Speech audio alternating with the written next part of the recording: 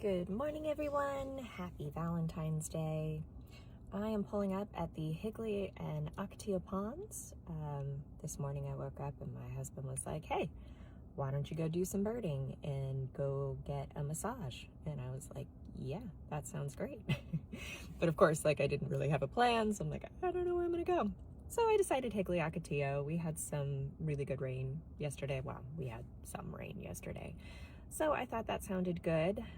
It is also currently the big backyard bird count, so I'm probably gonna go count some birds for a while. I hope you're having a great day. Yeah.